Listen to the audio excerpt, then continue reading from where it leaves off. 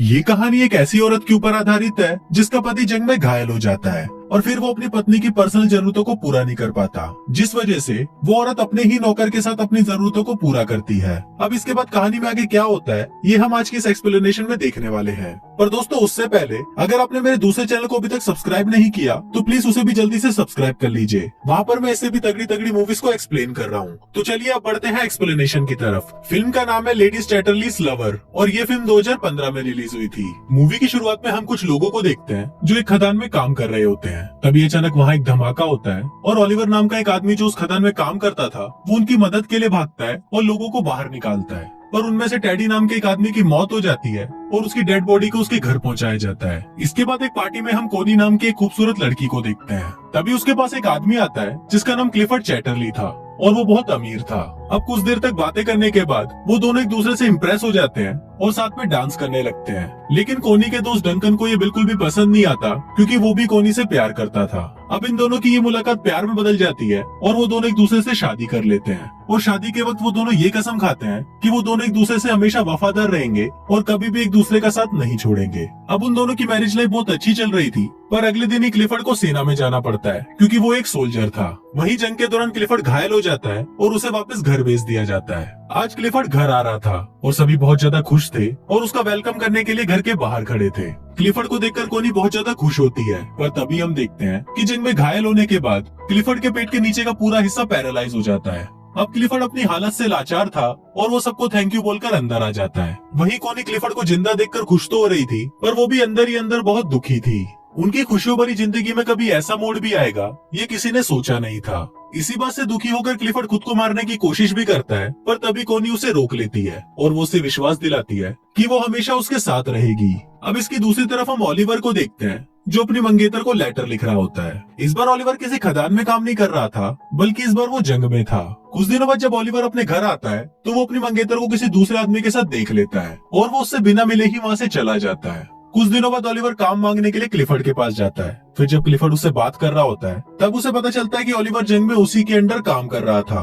Clifford इससे काफी impress होता है और वो ओलिवर को उनके पक्षियों का ख्याल रखने का काम देता है। अपाहिज होने की वजह से क्लिफर्ड अपने लिए एक गाड़ी खरीदता है और जब वो उसमें बैठकर घूमता है तो उसे लगता है कि मानो उसके पैर वापस आ गए हैं। फिर एक दिन वो कोनी के साथ ओलिवर के पास जाता है। ओलिवर जंगल में बने हुए एक कॉटेज में रहता था और पक्षियों की देखभाल करता था। वहाँ पहली बार कोनी ओलिवर को देखती है। वहाँ से वापस आते वक्त कोनी ओलिवर को इशारा देती है, पर ओलिवर उसे समझ नहीं पाता।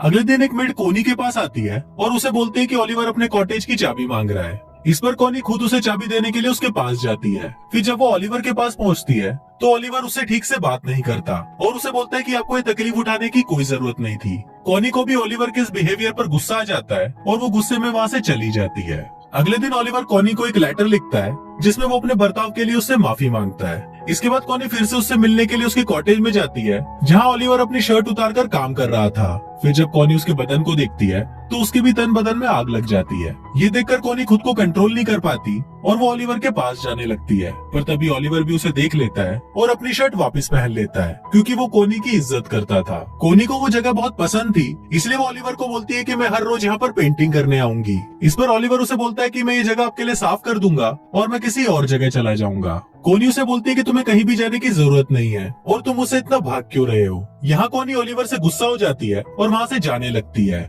लेकिन तभी बारिश आ जाती है, इसलिए वो ओलिवर के साथ उसके कॉटेज में चली जाती है जहाँ वो दोनों आग जलाकर खुद को गर्म करने लगते हैं। पर तभी ओलिवर वहाँ से उठ जाता है क्योंकि वो कोनी के इरादे समझ रहा था। कोनी उससे पूछती है कि तुम मुझसे दूर क्यों भाग रहे हो, तो ओलिवर उसे बोलता है कि मैं तुमसे दूर नहीं भाग रहा, बस मैं डर रहा हूँ क्योंकि अगर क्लिफर्ड को हमारे बारे में पता चल गया तो मेरी नौकरी चली जाएगी। अब क्योंकि ओलिवर ने कोनी को गर्म करके ठंडा ही छोड़ दिया था, इसलिए वो वहाँ से अपने घर चली जाती है। एक दिन कोनी क्लिफर्ड को बोलती है कि मुझे बहुत अफसोस है कि हमारा कोई बच्चा नहीं है। इस पर क्लिफर्ड उसे बोलता है कि मैं बहुत कोशिश कर रहा हूँ और वो अपने शरीर को ठीक करने के लिए उस पर करंट के झटके देने लगता है। क्लिफर्ड दर्द से बहुत चिल्ला रहा था और फिर जब आखिरी में कोनी से उसका दर्द देखा नहीं जाता तो वो क्लिफर्ड को रोक देती है। अब क्लिफर्ड इस काम में नाकाम हो गया था, इसलिए वो रोने लगता है। अब इसके अगले दिन कोनी जंगल में जाती है और वहाँ पर बैठकर एक डायरी पढ़ने लगती है, पर तभी उसे ओलिवर के काम करने की आवाज सुनाई देती है और वो तुरंत उसके पास चली जाती है। जहाँ पहुंचकर वो छोटे चूजों को देखती है और उनको देखकर रोने लगती है। उन बच्चों को देखकर वो अपने बच्चे को याद करती है जो शायद अब कभी भी पैदा नहीं होगा।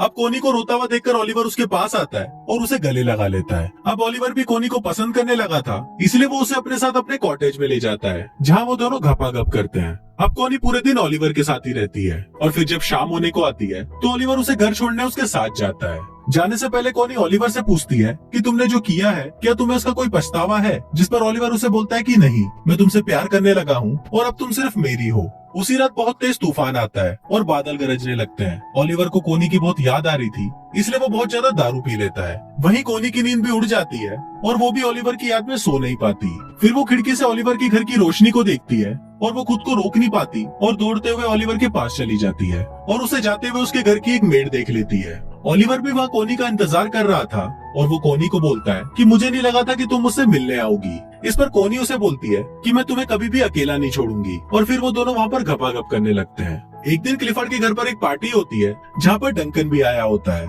फिर क्लिफर्ड देखता है कि कोनी और डंकन साथ में डांस कर रहे हैं और उसे ये देखकर बिल्कुल भी अच्छा नहीं लगता। अगली सुबह क्लिफर्ड कोनी को बोलता है कि तुम्हारे लिए तुम्हारे पति से ज्यादा इम्पोर्टेंट एक बच्चा पैदा करना है। कोनी हमेशा से एक बच्चा चाहती थी और क्लिफर्ड को लगता है कि इसीलिए कोनी डंकन के करीब जा रही है। पर इस बात से कोनी बहुत गुस्सा हो जाती है, जिस पर क्लिफर्ड उसे कहता है कि उसे इस बात से कोई फर्क नहीं पड़ता कि तुम किसी से भी बच्चा पैदा करो, बस वो बच्चा मेरा होना चाहिए। अब इस बात से गुस्सा होकर कोनी ओलिवर के पास चली जाती है और उसके साथ घपाघप करती है। एक दिन कोनी को पता चलता है कि वो प्रेग्नेंट है, तो वो इस बारे में क्लिफर्ड को बताती है। क्लिफर्ड ये सुनकर बहुत खुश होता है और वो कोनी से उस आदमी का नाम पूछता है, पर कोनी उस आदमी का नाम उसे नहीं बताती।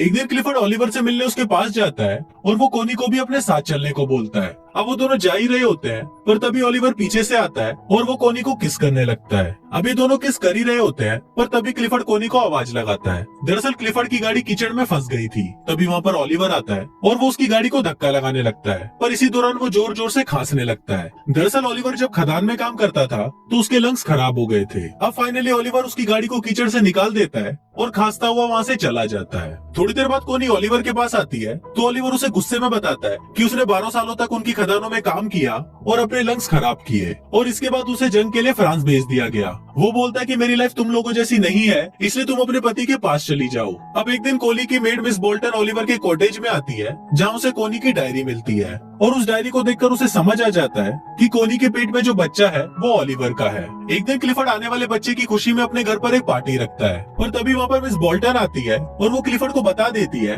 कि कोनी के पेट में जो बच्चा है वो ओलिवर का है। फिर जब कोनी क्लिफर्ड से मिलती है तो क्लिफर्ड उससे बहुत नाराज हो जाता है। इसके बाद कोनी मिस बोल्टन के पास जाती है और उसे पूछती है कि तुम्हें ये बात किसने बताई, पर इस पर मिस बोल्टन उसे कुछ नहीं बताती। अब कोनी को लगता है कि शायद मिस बोल्टन को ओलिवर ने बताया होगा, पर मिस बोल्टन उसे बोलती है कि उसने उसे कुछ नहीं बताया।